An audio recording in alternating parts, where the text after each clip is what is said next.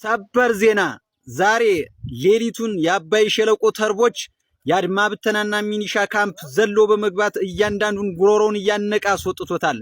ሻለቃ መሪውን በመደምሰስ 5 ሬዲዮ መገናኛ ከእጁ ላይ የወሰዱ ሲሆን ሌሎች አጃቢዎችንና በርካታ ቲም አመራር፣ ጋንታ አመራርና ሻምበል አመራሮችን ማርከዋል። ድሽቃው ከነተተኳሹ ተማርኳል። በርካታ ብሬን ክላሽና ስናይፐሮች ተማርከዋል። ድል ለአባይ ሸለቆ!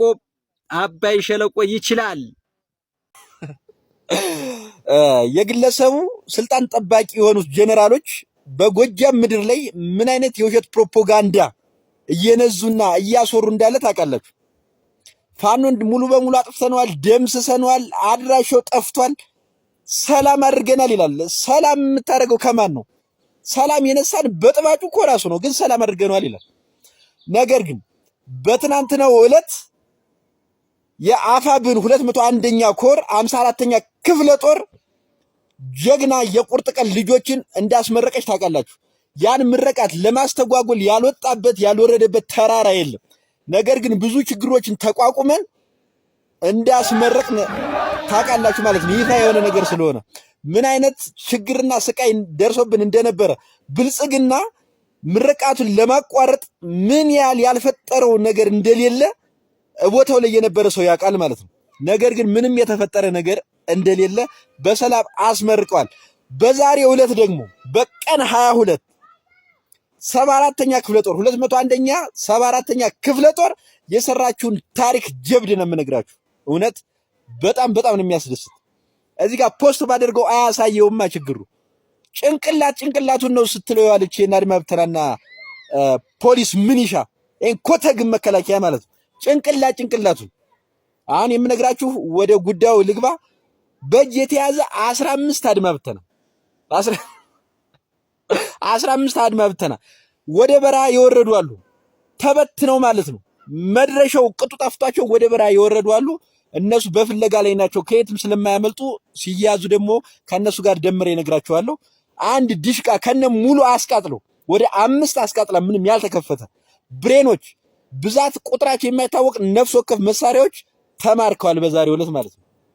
አዎ ጀግናው የአማራ ፋኖ ያገዛዙን ስርዓት አስጠባቂ ሰራዊት የኃይል ቅነሳውን እያሯሯጠው ይገኛል። እያሯሯጠው ይገኛል። ግልጽ ነው። እወዳችኋለሁ። ፋኖን የምትወዱና የምትደግፉ ይህን ቪዲዮ ሼር፣ ኮፒ ሊንክ፣ ላይክ የሚደረገውን ነገር ሁሉ አድርጉ። ጨርሻለሁ። አመሰግናለሁ። በዛሬው ዕለት ሐምሌ 22 2018 ዓ.ም በነፍሴ ሳር ምድር ወረዳ አባይ ሸለቆ ቀጠና አጠቃላይ በአባይ ሸለቆ ኃይሎች ድንቅ ኦፕሬሽን ተሰርቷል። በዚህ ኦፕሬሽንም የተገኙ ድሎች ጠቅላላ ብለው ሲቀርቡ የተደመሰሰ የጠላት ሰራዊት 61 አድማ ብተና፣ 8 ፖሊስ፣ 8 የሚሊሻ አባላት፣ 50 አለቃ ማዕረግ ያለው የሚሊሻ ጥርማፊን ጨምሮ እንዲሁም የድሽቃ ተኳሽ ሻምበል መሪና ጋንታ መሪ የአድማ ብተና አመራሮች እንዲሁም የአድማ ብተና ሻለቃ አዛዡን ጨምሮ እስከ አጃቢዎቹና በርካቶች ተደምስሰዋል። አመራሮች የፖሊስ አመራሮች ኢንስፔክተር አስናቀ፣ ኢንስፔክተር ማሞ፣ የመርማሪዎችና ሌሎች አመራሮችም አሉበት። ትራፊኮችም እንደዚሁ ደሴ የተባሉ አናሳጅን ደሴ አሉበት። ከዛ ባለፈ በንብረት ደረጃ ደግሞ 1 ድሽቃ፣ 2 ብሬን፣ 79 የነፍስ ወከፍ መሳሪያ፣ 5 ሬዲዮ፣ 2 የድሽቃ ሸንሸል፣ 1 መኪና ሙሉ ከነ ሎጂስቲኩ አልባሳትና ቀለብ እንዲሁም ሌሎች ቁሳቁሶችን ጨምሮ ማለት ነው። እነዚህና መሰል በርካታ ምርኮች ተገኝተዋል። ከዚህ ባለፈ ደግሞ የነፍሴ ሳር ምድር ወረዳ ጊዜያዊ አስተዳደር ያዋቀረው የጸጥታ ኃይል ወይም ደግሞ ፈጥኖ ደራሽ ኃይል የገበሬ ጦር ማለት ነው 1 ብሬንና 10 ክላሽ ማርኳል። በበረሃ ተበትኖ የነበረውን ኃይል እስካሁኑ እስከ ቅርብ ሰዓት ድረስ እየቀጠቀጠ ገበሬው ሁሉ በየቤቱ እየማረከ ለሰራዊታችን እያቀበለም ጭምር ይገኛል። አሁንም ኦፕሬሽኑ ይቀጥላል። የአባይ ሸለቆ ተርቦች ከዚህ በላይ ብዙ ስራ መስራት እንደሚችሉ ያሳዩበት ድንቅ ኦፕሬሽን ነው። ኦፕሬሽኑ ይቀጥላል። አሁን ያለንበትን የአቋም ደረጃ ያሳየ ጥንቅቅ ያለ ብቃት ባላቸው መሪዎች የተመራ ድንቅ ኦፕሬሽን መሆኑን አስመስክረናል። ከነፍሴ ሳር ምድር ወረዳ መርጦ ለማርያም ከተማና ዙሪያው አካባቢ ካሉ የጠላት ካምፖች በርካታ የአድማ ብተናና የሚሊሻ እንዲሁም የፖሊስ አባላት ፋኖን ተቀላቅለዋል። የአማራ ፋኖ ብሔራዊ ንቅናቄ ቴዎድሮስ 201ኛ ኮር 74ኛ ክፍለ ጦር የአባይ ሸለቆ ቀጠና በርካታ የጠላት ኃይሎችን ተቀብሏል። ከነዚህ መካከልም ያብባል ታዴ የተባለ የአድማ ብተና ቲም መሪ፣ ጌትነት ደሴ የተባለ ደግሞ የአድማ ብተና ሻለቃ መሪው አጃቢ፣ አበበ ጌትነት አድማ ብተና አባል፣ ኤፍሬም እሸት የአድማ ብተና አባል፣ እባባ ያቅለው የድሽቃ ተኳሽና 2 ክላሽ ይዞ የመጣ እንዲሁም ሃይማኖት አበበ የተባለች ሴት የአድማ ብተና አባል የሬዲዮ ኦፕሬተር የነበረች የመገናኛ ሬዲዮንና 2 ሽጉጦችን ጨምራ ይዛ ፋኖን የተቀላቀለች እንዲሁም መለየመኑ የተባለ ፓራ ኮማንዶ፣ ኢንስፔክተር ዳምጠው ባቡ የተባለ መርማሪ ፖሊስ የወረዳው መርማሪ ፖሊስም እንዲሁ እኛን ተቀላቅሏል። ከዚህ ባለፈ በርካታ የሚኒሻና የፖሊስ አባላት የጠላትን ካምፕ ጥለው እየወጡ ነው። አሁንም ወደኛ ያልደረሱ ነገር ግን ከጠላት የወጡ ከ6 በላይ የአድማ ብተና አባላት አሉ። ከዛ ባለፈ ደግሞ በቡድን እየሆኑ የሚኒሻ አባላት እየወጡ በቤተሰብ አካባቢ ላይ መሳሪያዎችን እያስቀመጡ በአዲስ አበባና በባህር ዳር ይገባሉ።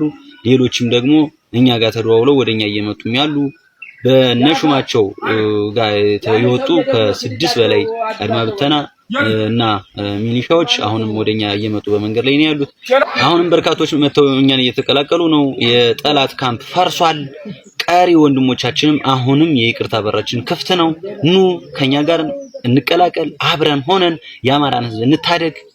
ይህንን ዘር አጥፊ ጨፍጫፊ ስርዓት በጋራ ሆነን እናስወግደው። ኑ አሁንም አረፈደም፣ በራችን ክፍት ነው። ትንሽ ጊዜ ነው ያላችሁ። ይሄ ጊዜ አብቅቷል። በኋላ ወዮላችሁ፣ መግቢያ ታጣላችሁ። እውነት እላችኋለሁ። ኑና አሁኑኑ አንድ ላይ ሆነን እንታገል ማለት ፈልጋለሁ። በሌላ መልእክት መጥቻለሁ። በተለይ መልእክት አሁን ትኩረት የሚያደርገው ሀገርም እንደ ወረዳ ደግሞ የነፍስ ሳር ምድር ወረዳ አመራሮች ላይ ነው። ምናልባት እየሰሩት ያለውን ስራ ያውቁታል፣ ስህተት እንደሆነ ህዝብን የሚጎዳ ስራ እየሰሩ እንደሆነ ያውቃሉ። ነገር ግን በሆዳቸው የሚገዙ በሆዳቸው ያደሩ አሽከሮች ናቸው።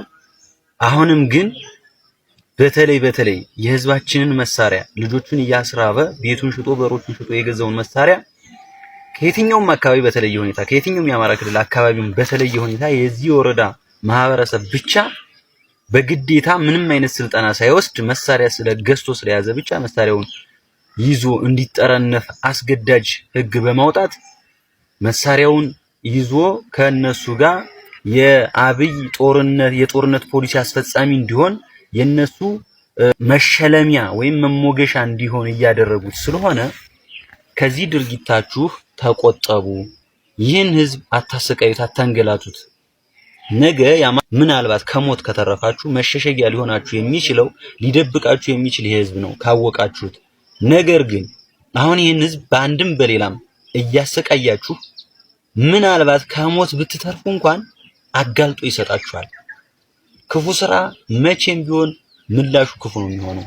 ይህን ህዝብ አታንገላቱት። ከየትኛውም ማህበረሰብ በተለየ ሁኔታ የነፍሲ ህዝብ እየተሰቃየ ነው። አልጠረነፍም አልሄድም ሲል መሳሪያውን ትቀሙታላችሁ።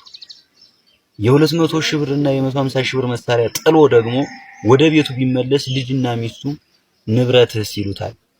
ይሄ ምንም የማያውቅ የዋህ ገበሬ ምንም አይነት ወታደራዊ ስልጠና ሳይወስድ ለጠላት መጠቀሚያ እያደረጋችሁት ስለሆነ እባካችሁን የ70 እና የ80 ዓመት አዛውንቶችን ጦርነት ላይ በማሰለፍ የምታሸንፉት የምታመጡት ድል አይኖርም።